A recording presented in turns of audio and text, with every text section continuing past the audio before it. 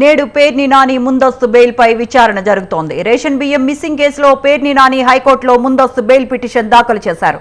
నేటి వరకు ముందస్తు బెయిల్ను హైకోర్టు మంజూరు చేసింది. అయితే ఇవాటితో ముందస్తు బెయిల్ గడువు పూర్తి కావడంతో ఆయనపై చర్యలకు అధికారులు దిగుతారన్న ప్రచారం జరుగుతోంది.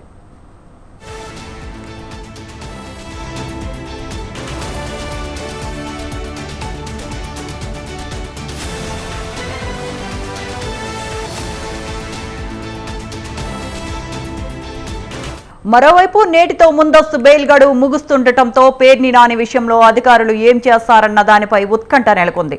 అయితే ఇప్పటికే ఎలాంటి చర్యలు తీసుకోవద్దని హైకోర్టు ఆదేశించిన నేపథ్యంలో నేడు జరిగే విచారణలో పేర్ని నానికి ఊరట లభిస్తుందా లేక అరెస్టుకు అవకాశం కల్పిస్తారా అన్నది ఉత్కంఠగా మారింది.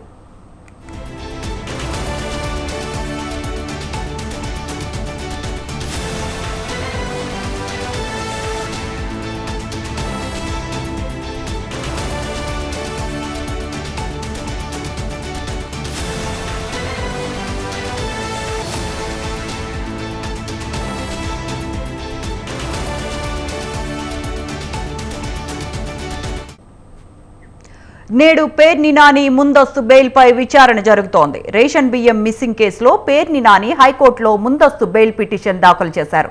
నేటి వరకు ముందస్తు బెయిల్ను హైకోర్టు మంజూరు చేసింది.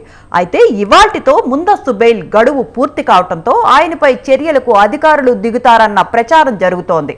అయితే మరోవైపు నేటితో ముందస్తు బెయిల్ గడువు ముగుస్తుండటంతో పేర్ని నాని విషయంలో అధికారులు ఏం చేస్తారు అన్న దానిపై ఉత్కంఠ నెలకొంది.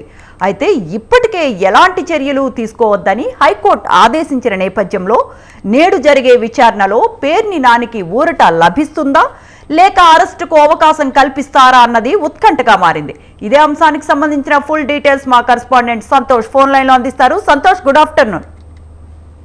శాంతి మాజీ మంత్రి పేర్ని నానికి చెందినటువంటి గోడౌన్ దాంట్లో ఏదైతే రేషన్ బియ్యం మాయం కేసులో ఇప్పటికీ ఆయన సతీమణి పేర్ని జైసుదా ఏవన్గా ఉండడం, అదే విధంగా ముందస్తు బెయిల్లో అయితే గనక భాగంగా ఆవిడకి బెయిల్ అనేది మంజూరు చేయడం జరిగింది. ఇక ప్రధానంగా A6 గా అయితే గనక మాజీ మంత్రి పేర్ని నాని సైతం కూడా ఈ యొక్క కేసులో చేర్చడంతో తనకు కూడా ముందస్తు బెయిల్ కావాలి అంటూ కూడా ఇటు హైకోర్టును ఆశ్రయించడం జరిగింది. అయితే హైకోర్టులో విచారణలో భాగంగా అయితే సోమవారం వరకు ఎలాంటి చర్యలు తీసుకోవద్దు అంటూ కూడా ఇటు అధికారులకి హైకోర్టు అయితే కనుక ఆదేశాలు జారీ చేయడం జరిగింది. అయితే ఈ రోజు మరోసారి ఈ కేసుపై అయితే కనుక వాదోపవాదనలు అనేది కూడా కొనసాగుతున్నటువంటి నేపథ్యంలో అయితే ఏ విధంగా ఉండబోతుంది అన్న దానిపై అయితే కనుక ఇక ఉత్కంఠ కొనసాగబోతా ఉన్నట్టు కూడా తెలుస్తా ఉంది. ఇక ఈ రోజు ఏ విధంగా అంటే ఇటు హైకోర్టులో మరోసారి పేర్ని నానికైతే కనుక ఇటు ఉత్కంఠ ఉపశమనం కల్పిస్తారా లేదంటే కనుక అధికారులకి ఎలాంటి ఆదేశాలు జారీ చేస్తారా అన్న దానిపై అయితే కనుక ఒక చర్చనీయాంశంగా మారిందని తెలుస్తా ఉంది. ఎందుకంటే ఈ రోజుతోటి ఇటు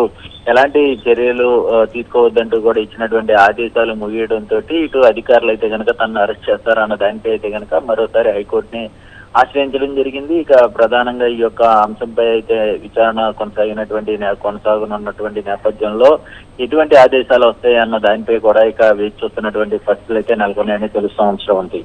right Santosh, thanks for the updates.